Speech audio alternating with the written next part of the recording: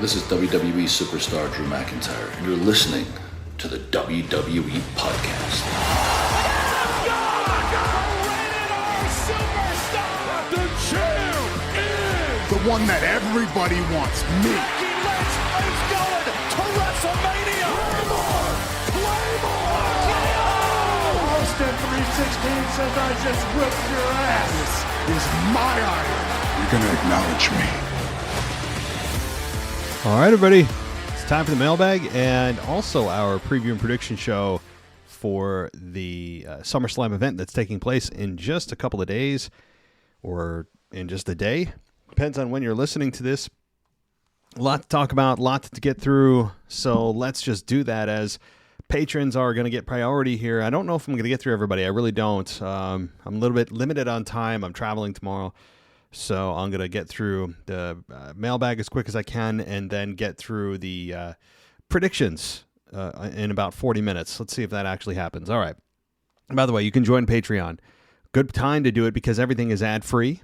You get a Discord server, and you can have a great time over the Discord server with all the other patrons and wrestling fans, and you can also get it for free for 7 days. So I think that's a pretty good deal. Free. Ad-free. All right, let's go to DJ Kuzma. We haven't started off with you in a while. And he says, finally, SummerSlam is almost here. Interesting to think that if this year's SummerSlam was a 2-night event, what match do you think would have main evented night 2? With all the rumors of Roman returning this Saturday, it made me think that to simpler times of the forgotten 2020 SummerSlam of 4 years ago when no one knew Roman would return and debut as a heel. I mean, I think if it was night 2, it would be Solo and Cody. No questions asked. But you can also make an argument for Drew and Punk. But everything is about that WWE Championship around Cody's waist. And if the Roman Reigns returns, then yeah, you gotta... If there was a night 2, it would be that match. All right. So here's your predictions, DJ. For Bayley and Nia for the Women's Championship, you're thinking Nia Jax wins due to Naomi costing Bayley the match. Yes, I said it. I think we get a Naomi heel turn as Queen Nia and Tiffy Time laugh and mock Bayley. I don't mind that. I think that's a pretty smart call, and I would love it because Naomi is doing exactly nothing.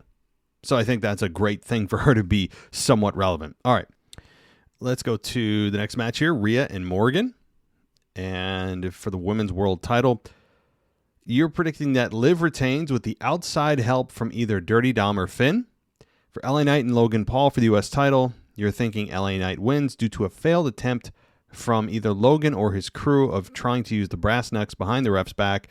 Plus, it's time for LA Knight to win a title on the main roster.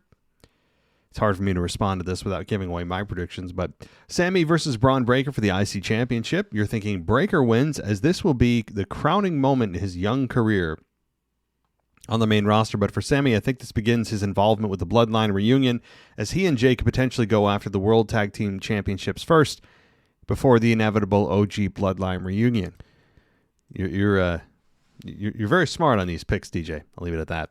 Cody Rhodes versus Solo Sikoa for the Undisputed Championship. You're thinking Cody retains and we get the infamous return of you-know-who. Damian Priest versus Gunther for World Heavyweight Championship. I'm predicting that Gunther will win, even though Priest has improved as champ against the critics in the IWC. In my opinion, I think the bigger story in this match is the future of the Judgment Day, especially a potential faction breakup and feud of Balor versus Priest. I might be wrong about this prediction, but just remember it's only an opinion. And finally, Punk and Drew. You're thinking Drew wins to finally get some comeuppance on Punk for the many times Punk had screwed McIntyre. McIntyre needs this win to continue to build up for potential Punk versus Drew at Bash in Berlin and the finale at Bad Blood. I really wish this match was the main event because Seth is most likely going to help McIntyre get the victory with all kinds of in-ring shenanigans. As the saying goes, the enemy of my enemy is my friend. Anyway, this is DJ Kuzma signing off. Enjoy SummerSlam. Have a great weekend and see you all in the Discord chat for Friday Night SmackDown in Cleveland, Ohio. All right. Thank you, DJ. And we'll get to the Joe Hendry report on the backside of the mailbag portion of the show. Thank you, my friend. Let's go to another patron, and this is Matt. And he says, Matt B., he says, hey, I just wanted to say I do think Seth will turn heel on Saturday. They're obviously building to Seth versus Punk, prematurely if you ask me, but one of them has to be a heel, and it isn't going to be Punk. Also, would you think if WWE kept Roman a heel after his... what would you think if WWE kept Roman a heel after his return? And we all think The Rock is the one pulling the strings behind the new bloodline, but what if it's really Roman?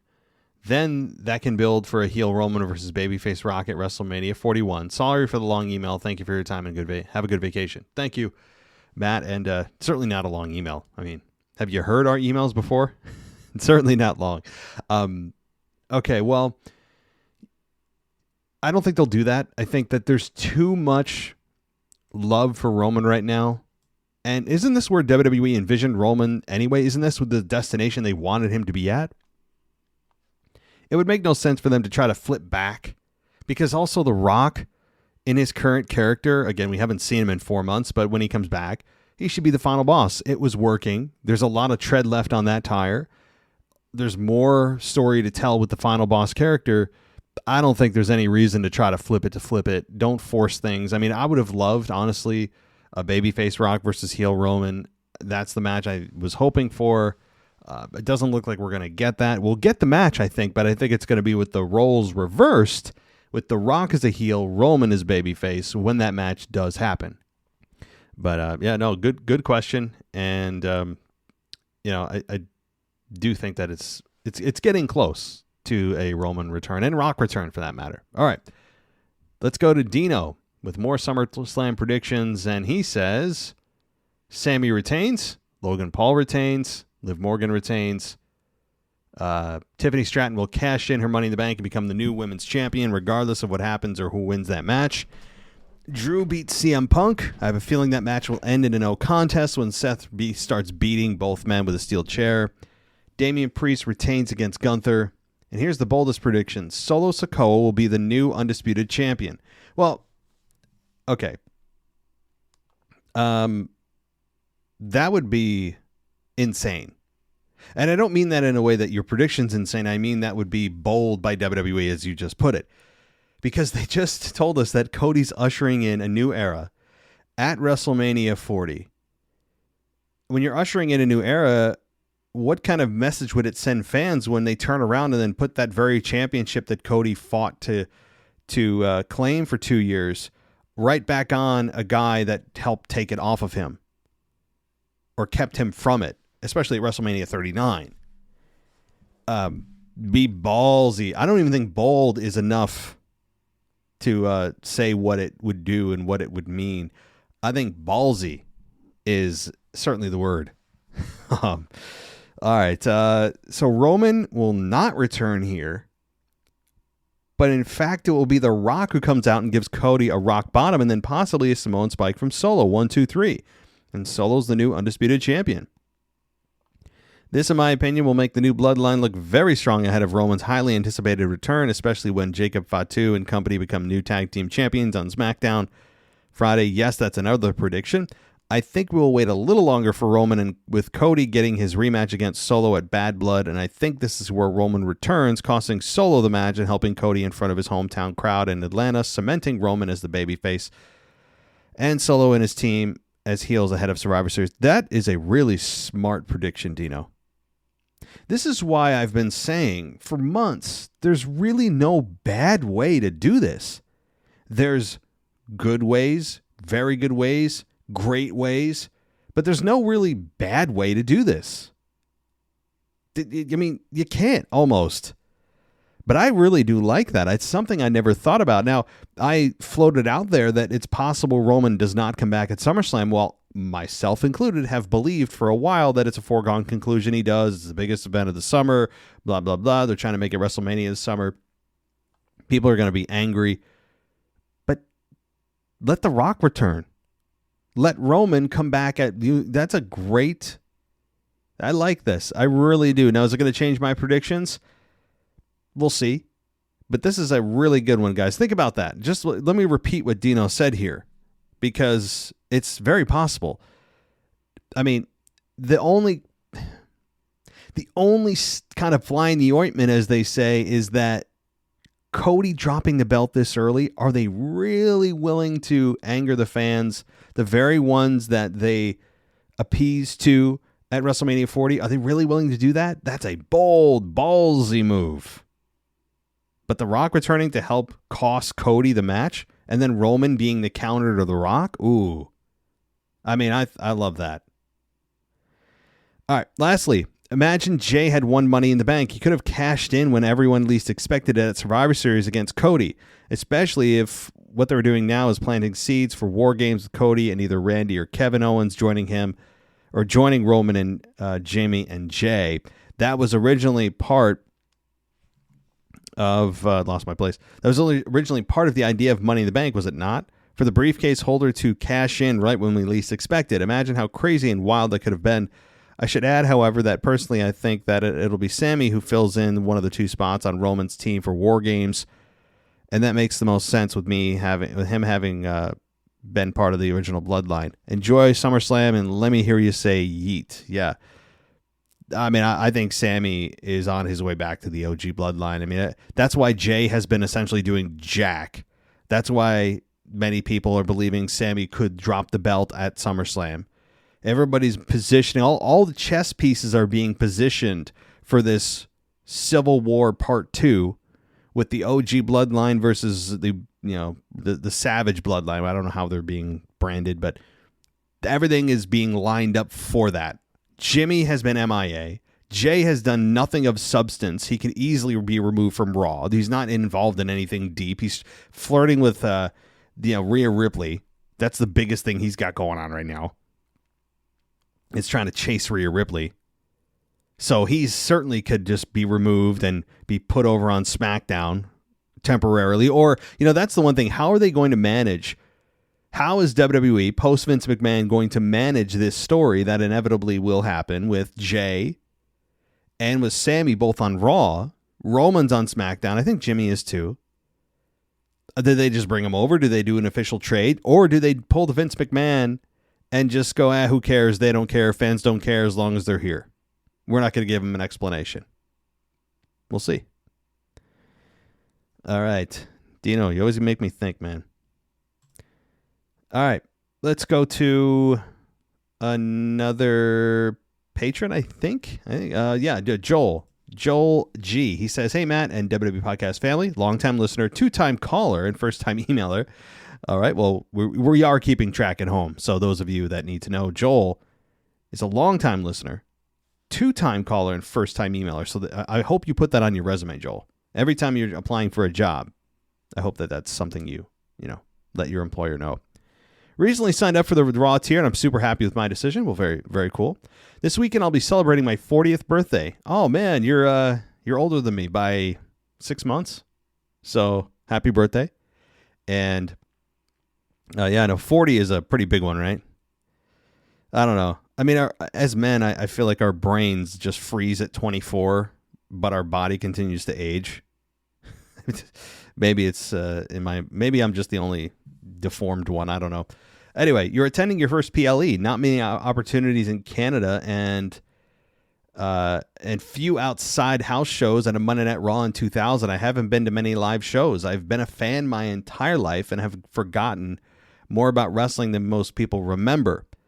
I'm really excited about the entire card, and I'm really hoping for the return of the true tribal chief. If you're looking for an in-person review, I'd be happy to lend you my services. It could work since I have a young family, a big boy job too, and live in Eastern Standard Time. Oh, you're lining up all the pieces, I see. Well, here's the thing. You are in the Raw tier, so you are eligible for that. So reach out to me on Patreon. All right, we'll set up something because you actually are owed that on the Raw tier. So that'd be kind of cool. P.S. We could be twins with our views on things. Glad to have a partner in You Only Hate Me Because I'm Right Club. Keep telling the truth, not some lame beta version of your opinion substitute by the word truth. Yeah, Joel, I appreciate that. And, there's more to come on that. And for those of you that are wondering what the hell I'm talking about, there are things that I'm going to venture outside of wrestling and probably talk about. And this may take the form of a separate podcast altogether. It may take form of something behind a paywall on Patreon. or something else. I don't know. But I have to say, guys, and I mean this in the best way. Well, I love wrestling. I love it. I wouldn't dedicate the last 10 years of my life to doing a podcast if I didn't. Long nights I actually, and guys, embarrassing I've fallen asleep on the show. I've fallen asleep with co-hosts because it's been so damn late. I've been up 2 a.m. talking to co-hosts post PLEs before. Like there have been times where, like it's been bad, and I've fallen asleep on my keyboard. I've barely made it to the microphone. There are some nights I don't have any interest in doing this because I'm so tired. But I love it, and you guys love it too. Otherwise, you wouldn't be here listening. And we all appreciate that. But I will say, there's other things and other topics that I'm chomping at the bit that I'm equally as passionate about, if not right now more. Not that it's stopped my love for wrestling. I will always love wrestling, and this show will always exist. But there's other things that within the confines of this show I can't talk about because we don't.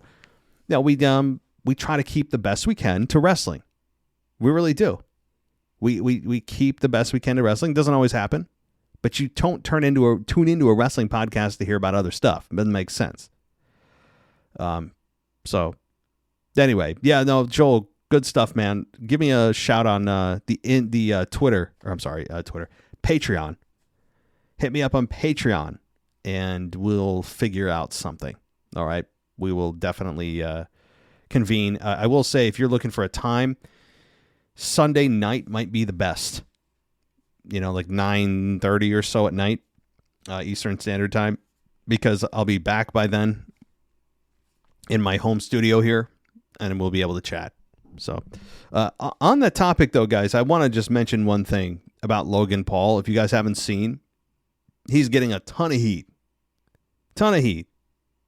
For a tweet that he put out on X, or a post. Do you still call it a tweet if it's not Twitter? I don't know. Semantics. And it's about and I'm talking about this because Logan Paul is a WWE superstar. Like, he's a wrestler. He's our current standing U.S. champion. And I'm mentioning this because he is that. And that's why. Okay, so those of you, don't dive into this stuff. Well, he's WWE, so I'm going to talk about it. He is getting a ton of heat from some portion, a segment of the mob that don't like his comments about how basically men and women should not compete in sports. Because if those of you that saw in the Olympics, there was a biological man, which, by the way, there's only a man by definition is biological. Okay, I don't care what's going on in your head. The reality that we all live in is either you're a man or you're not. Like, I love when they say biological man or biological woman. It's kind of redundant. To me, it's like, well, yeah, there's no other kind. But I pissed off some people, I'm sure, already saying that. Anyway, Logan Paul essentially said that.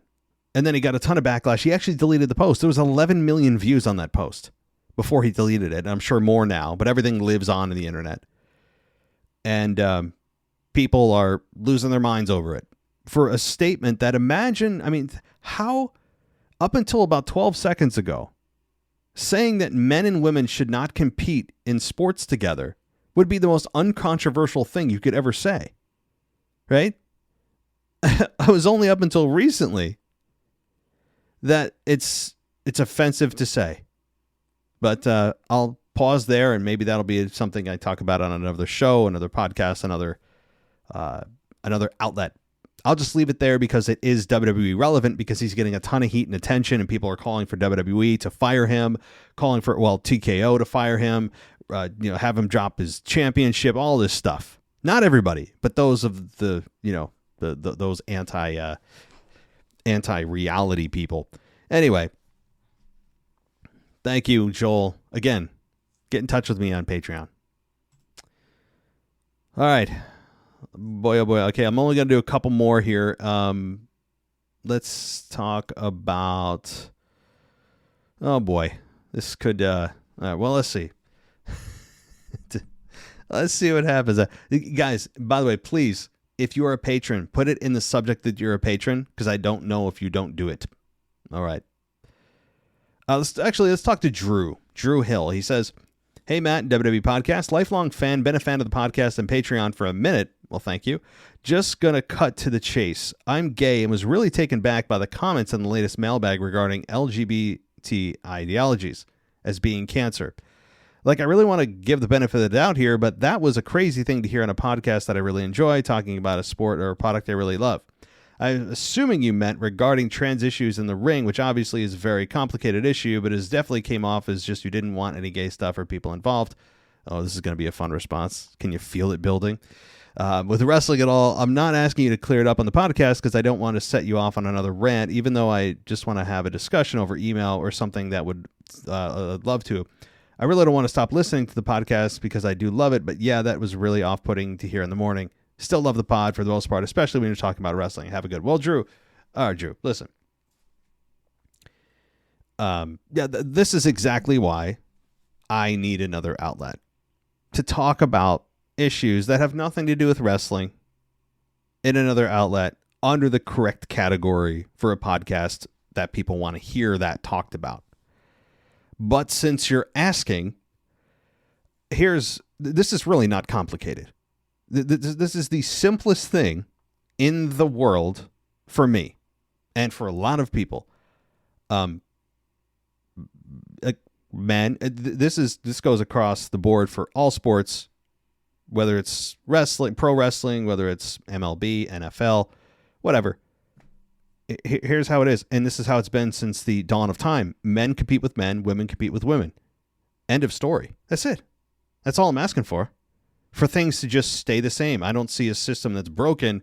And here's what's going to happen. And I know your belief is probably, I'm guessing, although I may not be wrong or right, but I'm going under the assumption that you're guessing, or your belief, one of your beliefs would be that trans men, biological women, would be and should be allowed to compete in the gender that they identify with, right? I'm going to guess that's the case. And if that's the case, well, then you are going to end up in a scenario, we are going to end up in a scenario where women who are really biological men that are identifying as women are going to be put in a position where someone's going to die. And I don't mean that hyperbolically. I don't mean that try to be dramatic. Until a woman or a man who identifies as a woman, or vice versa, specifically a woman who's identifying as a man, it gets involved in a man's sport, or a man goes into a woman's sport identifying as a woman, until someone dies, and I think it's going to happen, I think that this chaos will continue to play out until its logical conclusion. Because science, because men are inherently stronger, faster, by a large margin than women. This is why we categorize sports into men and women, which has been going on forever. Forever. And suddenly, suddenly, some of these sports are saying, well, wait, if someone identifies, well, okay, fine. Why don't we put some of the women in the NFL this year? Put a trans man in the, as a linebacker. Let's see if they don't get killed or critically injured within 10 seconds of the whistle blowing. That's my problem. I don't want to see anyone get hurt. But if ideology and if identity, if someone's own personal issues going on in their head is something that everyone else in this world has to then abide by or will hurt their feelings, well, then someone's going to die in contact sports. I mean, it just is. That's reality. That's it. That's what I'm asking for, is just a fair, competitive playing field where you're not risking women getting killed in their own sport. Or, for that matter, getting their opportunities taken from them, and that's happening a lot. So it's all I want. Is just, why are we trying to blow up things? Why are we trying to blow up the system? Is all I'm asking. Because the second you inject that, especially into pro wrestling, the sport's dead. The sport's going to die. It won't happen. I don't think it'll happen to the degree of actually killing the sport. But imagine, because, and it's not complicated. I know it's saying it's a complicated issue. It's not. It's not complicated. I just laid it out. Men with men, women with women. That's it. That's all there is. That's all. And hey, if I understand, if you don't want to keep listening to the pod, hey, it's totally your call, dude. Totally understand if you don't. I'm not sitting here begging anyone to listen to me. I never do, never will. But I also will never bend to anyone because they are uncomfortable with what I'm saying. And I'm not saying you or Drew. I'm saying anybody. I'm talking really wrestling, especially, that they want me to always stop criticizing the product or oh, well, you're always negative. Well, here's the thing. Either you can debate my issue I have with the product, or you can complain about my complaining. And some people miss the hypocrisy in that. That's just always a fun one. So, I mean, that's the one thing I will always be, is 100% real on this show. I have no affiliations with WWE. They're not sending me any money to sing their praises, and I call them out when I see it. That's it. So, hey, Drew, listen, if I'd like you to stay with us, but if you don't, I get it. I understand. But all right, cool. All right, boy, this is getting fun, isn't it, guys? Getting fun. This show. This is. I'm telling you, I need something else. I need something else. It can't continue on WWE podcast. I'm bursting at the seams with some stuff. Well, let's actually go to. I mean, somebody else messaged me here. This is Jason. He says, I appreciate the time you took to read my letter. A great explanation of your stance, which even managed to get you sidetracked on a rant about the women or men in wrestling. So to continue this debate, oh boy, you basically said you had that the women who sexualize themselves shouldn't complain that they get unwanted negative attention, but shouldn't we expect better from society? It's not okay that the male-dominated audience give negative attention. That's why Chelsea Green posts the way posts that we, the audience, need to keep our, quote, D in our pants. Well, I'm a simple man, and I love what some of my favorite females dress like. Hold on, let me read that. While I'm a simple man, and I love that some of my favorite females dress like escorts, I'll give them the social media traffic and say great body and thank you, but I won't cross the line with harassment. We, the male audience, need to have self-control, and we're no better than those men in Saudi Arabia. Okay, well, I would never, and I don't mean this as satire or trying to be funny, I would not advocate for anybody harassing any of the talent, actual harassment, okay? That doesn't mean saying something to the talent that they don't like. There's a difference between voicing your opinion and harassment. Like, harassment is continued... a continued barrage of just negative comments trying on multiple channels. It's just constant and unwanted, right? But the occasional passing comment, some people try to categorize as harassment when it's just simply they don't like what someone said. Now, again, with that said, I would never, and I really don't advocate anybody to harass any of the talent. It's just, there's no need for that. But shouldn't we expect better from society? Well, yeah, except have you seen what society values today and like what has kind of devolved into? I mean, why do you think, and this is, sure, things have gotten worse in some respects since the 90s, but when the women were ultra sexualized in the 90s, they were very popular, but really for one reason, because of how they looked. That's it. The wrestling came second, or not even it wasn't even a factor for some of the stars, like Sable. Does anybody know a match Sable was involved in at all? No. Sable became a star because she was a pretty blonde. She posed in Playboy that was very successful.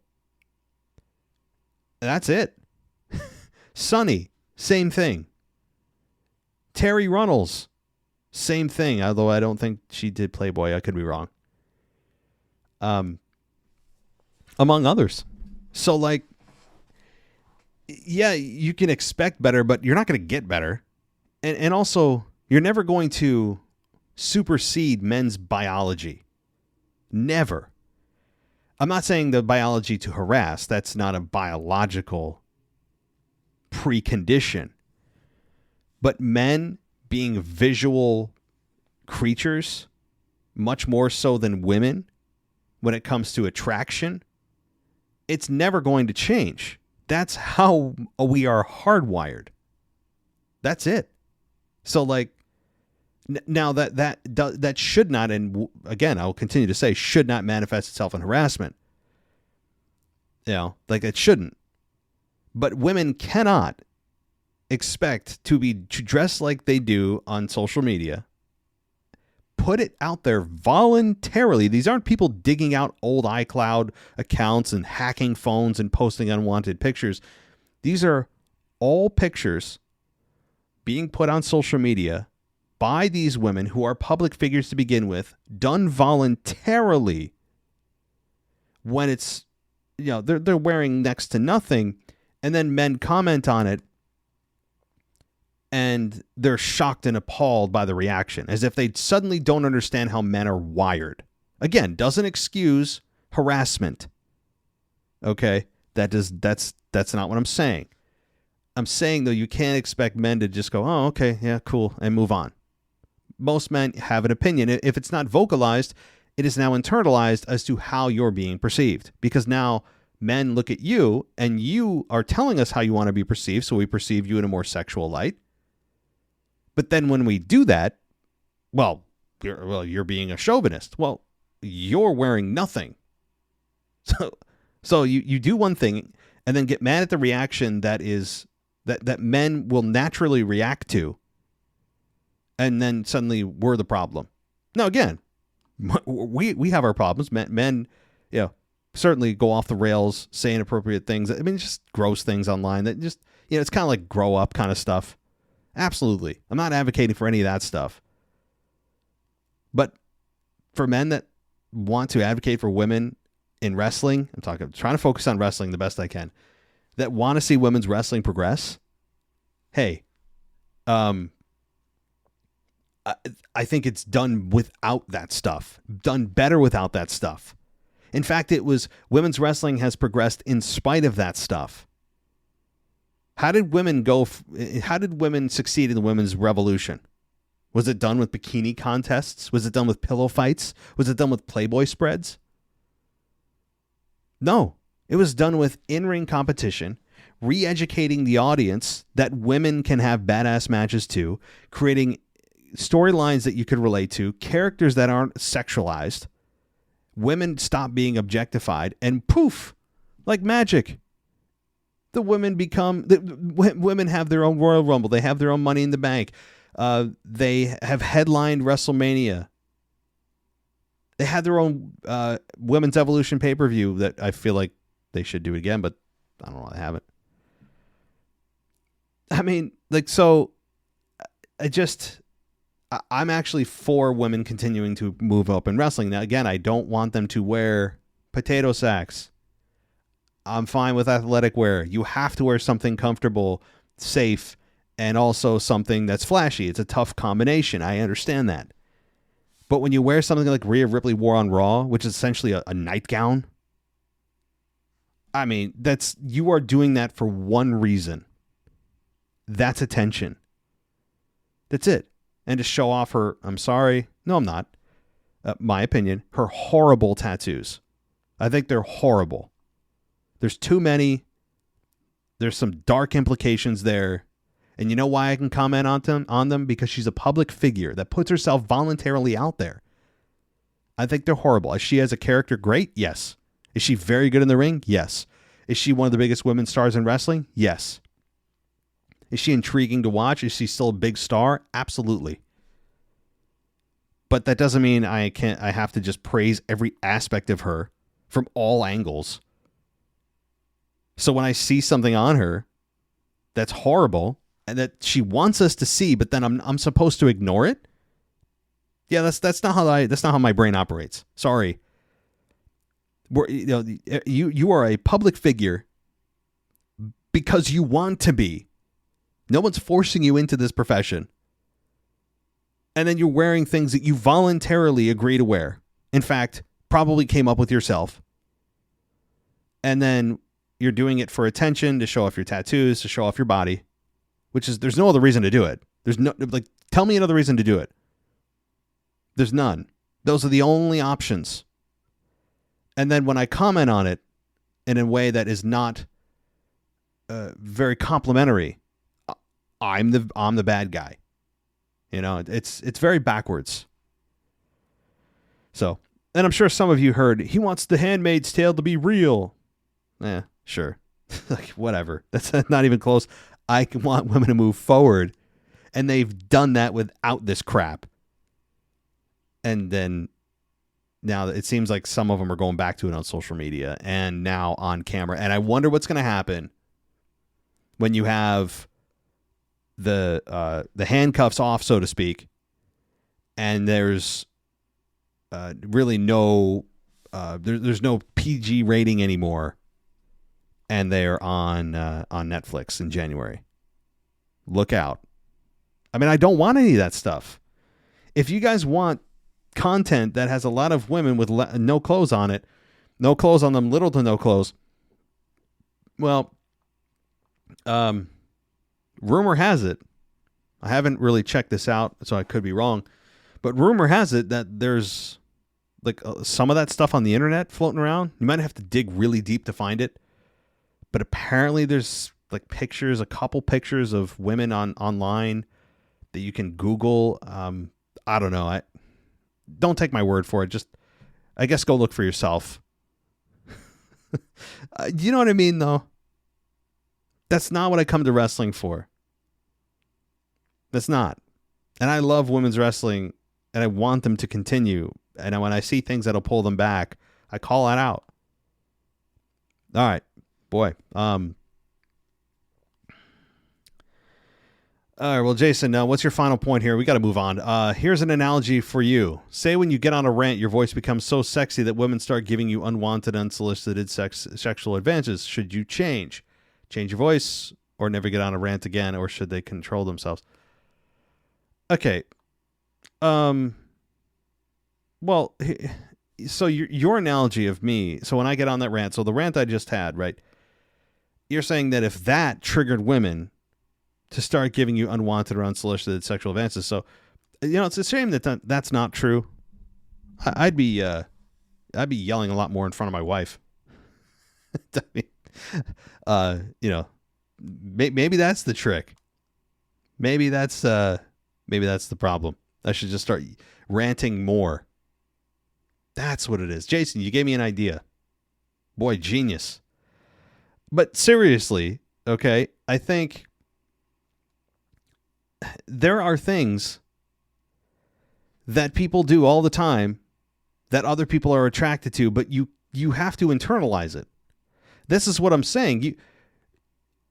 You can be attracted to someone from something that they've done.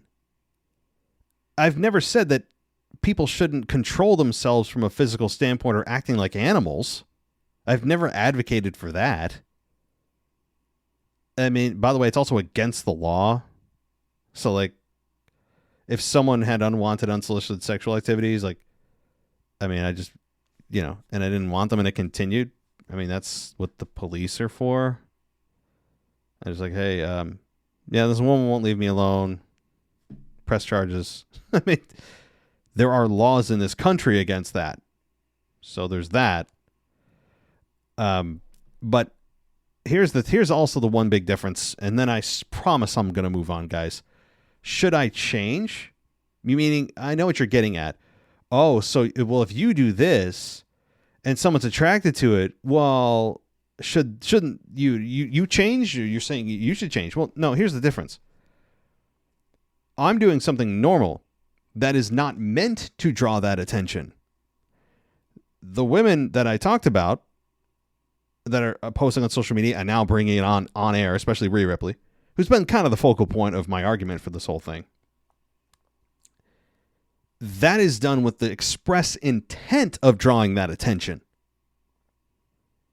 So when you expressly ask for that attention, get it, and then say you don't want it, that's different than doing something normal, like talking or ranting, whatever you want to say, and then someone, making an advance on you for doing something that's normal that is not expressly doesn't have the express intent of drawing that attention. That's the difference. All right, boy, this is getting wild tonight. This is getting wild. Some of you probably tuned out. Oh man, I told you this is why I gotta do something else. I gotta do something else, guys. It's getting too much. Okay, I'm just gonna get to the SummerSlam mailbag or the SummerSlam predictions here because I am limited on time. I can't tonight. There's just too many emails. I apologize. We've gone on a little bit long. So let's get to them. Let's get to them right now. So we're gonna talk about CM Punk and Drew McIntyre. Let me talk about them right now. I think here are my official predictions. I think Drew McIntyre wins. He needs a victory in the worst way. He has been so good for so long with his heel character, and all of a sudden he just can't win that big one. He got screwed by Punk how many times since WrestleMania? A lot of it was brought on by Drew himself.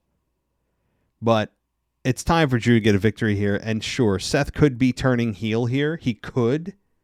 In fact, I wouldn't put it past Seth Rollins to be actually turning heel. But it's also very possible that actually Seth Rollins is not involved in the final count. Meaning, Seth maybe stomps someone, and then Drew hits a Claymore or Punk hits a GTS on Seth. Seth's knocked out, and then another referee has to come in to replace Seth Rollins, and they're the ones that actually make the final count. And then at the end of the match, there's a brawl, or maybe Seth hits a stomp on Punk. It's going to be chaos. I mean, I don't even want to try to pretend I know the details about, Seth will do this and then Drew will do that. All these men are going to hit finishes on one another. Probably by the end of the match, everyone's going to get hit with at least one or two finishes. So ultimately, though, I think Drew wins. And it's, from what I understand, this is a one and done for these two, though. I've heard it's a one and done. If that's the case, then they might move right into Seth and Punk. They might. This is interesting. This is an interesting one, but I think McIntyre comes out on top. Nia Jax and Bayley. This has got to be Nia Jax's moment, and I like the emailer who said it could be Naomi. Was it? No. Email. I mean, DJ. It was you, right? You're the one that proposed that Nia is going to win because Naomi turns heel. I love that. I love Naomi actually being relevant for doing something beyond feel the glow. Look at my glow. Glow, glow, glow, glow, glow, glow, glow. There's been like no real push for her since her return at the Rumble. So this would be a nice change for her. Am I predicting it? No, but I think by hook or crook, Nia Jax wins, and she should. She's deserving of it. All right. Rhea and Liv. I think Liv retains, as I've said all along. I think that Liv is really settling into herself here, settling into her character very nicely. I think Dom is directly responsible for this. He turns completely on Rhea Ripley, helps Liv. This isn't a maybe he accidentally, didn't mean to, screwed up. No. Dom deliberately costs Rhea with no questions. Liv retains. They make out as Rhea is standing at their feet. That's what I'm envisioning. Knight versus Paul. It's time for L.A. Knight. Yeah, it is.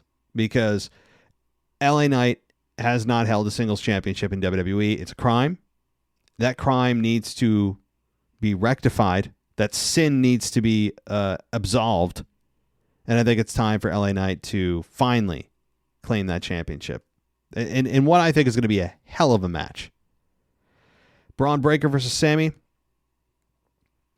I'm leaning Braun, but I could also see Sammy retaining here. I mean, he did beat the longest reigning IC champ of all time.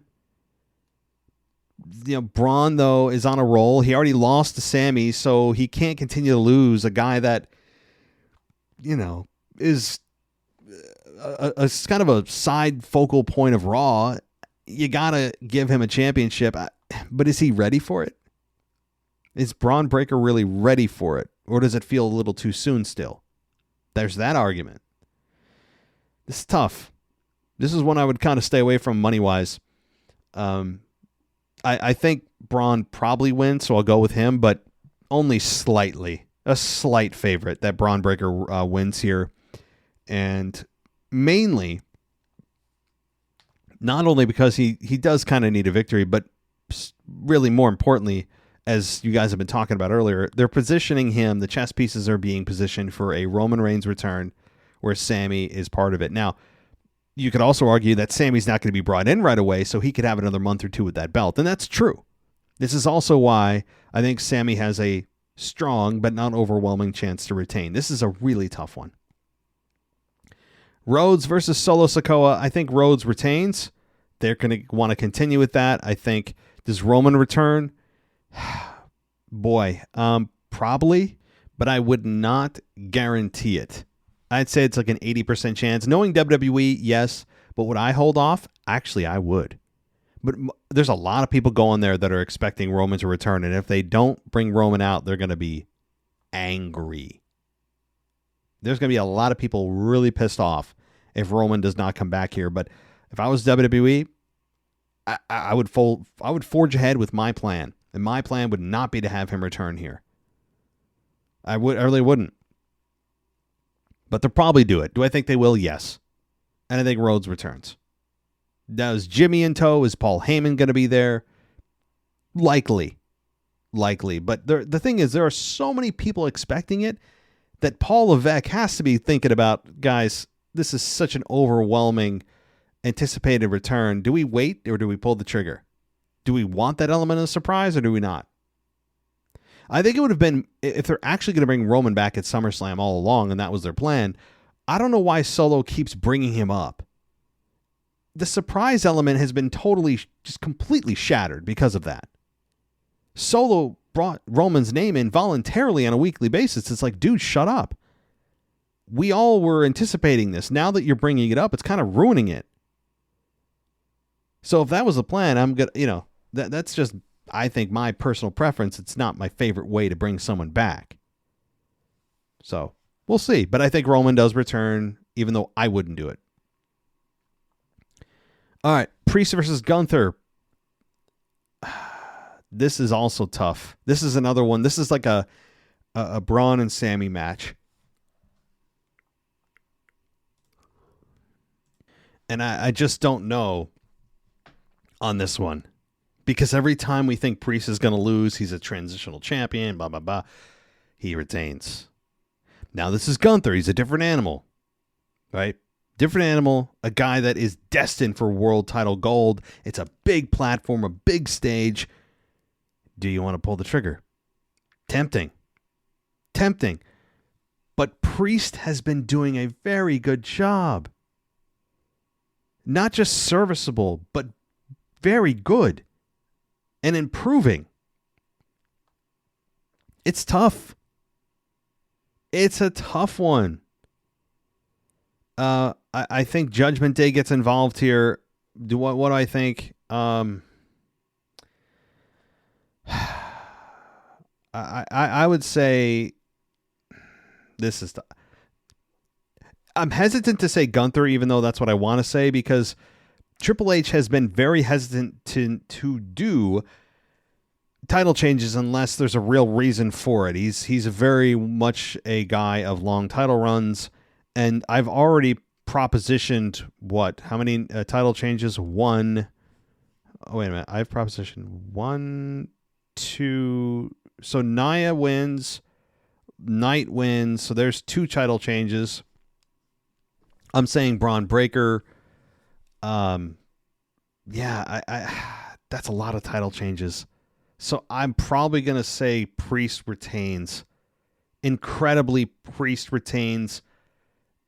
But 50-50 on this damn thing. The thing is, the Judgment Day being involved in this one poses a problem because they have had issues. The Judgment Day and Priest have had their issues well documented. And Priest is a babyface in what is otherwise a heel group other than Rhea Ripley and Carlito, who's just a comedic relief in the group. But you have Finn and JD that are heels. Dom, obviously a heel. And so you have those guys that are eventually going to screw them over. And saying, oh, you never needed us. You told us you never needed us. You know what? I'm going Gunther. I'm switching. I'm going Gunther because the more interesting solution here is Priest then feuding with, his team that screwed him over, maybe unintentionally, at least on the surface, that's what they're saying. They cost him the belt. Gunther gets anointed as champion. So I'm going Gunther. Let's do that. It's going to be a big title change night. And Gunther wins the world championship. But I'm still 50-50. It's literally a coin toss for me. It's a coin toss.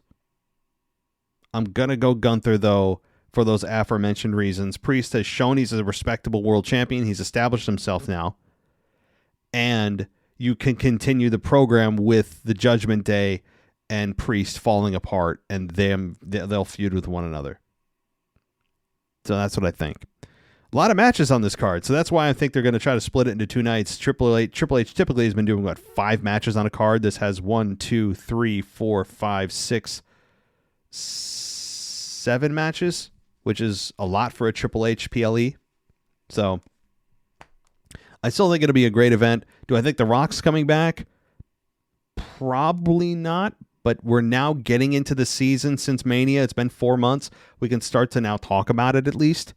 I think probably not, but I'd give it like a 10-20% chance he shows up and maybe helps Solo, as an emailer earlier said. And do I think Roman returns? I think there's a much higher likelihood. I'd give it 75-80% that he returns. Do I think Charlotte Flair, there's a name I haven't said yet, returns? I think there's a very high probability. I think 90% chance she returns. Where does she return? Maybe she could be the reason that Bayley loses to Nia Jax. So I think Charlotte returns, or she could be the reason after the match that she confronts Nia. How about that? How about Nia, has her championship moment, Charlotte returns, stares her down. If Charlotte does not appear at SummerSlam, I'm steadfast on her returning at the SmackDown after SummerSlam. Yeah, any other returns I'm not really seeing at the forefront here. I'm not really feeling it. It's kind of where I'm at. So, all right. Well, a very, very charged up podcast here. Very charged up podcast episode. I didn't expect it. I didn't pre-read the emails, so I probably should start doing that moving forward. Yeah, so I hope you guys enjoyed it. I know that, some of you guys hate when I talk about that stuff, but that's why I said, for all this stuff you're hearing that is not really wrestling related, that kind of thing is going to be put somewhere else. It's going to be directed at another, probably a totally new podcast. That's kind of what I'm leaning towards. Now, I do have one more mailbag. Again, this is from Milan. He is a patron, so I do want to get to him. So, Milan, let me read it because you are a patron.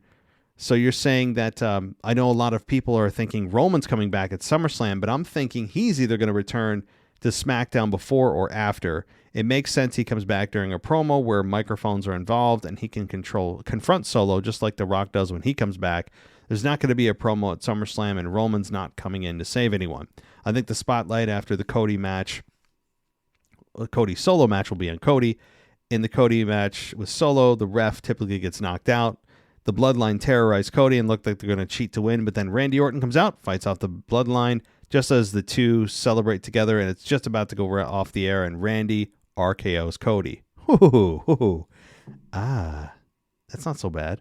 As far as Roman goes, my prediction is that he comes out on SmackDown this week with Paul Heyman, tells Solo he disapproves of his actions, and that he will fall in line if he beats Cody, which obviously doesn't happen.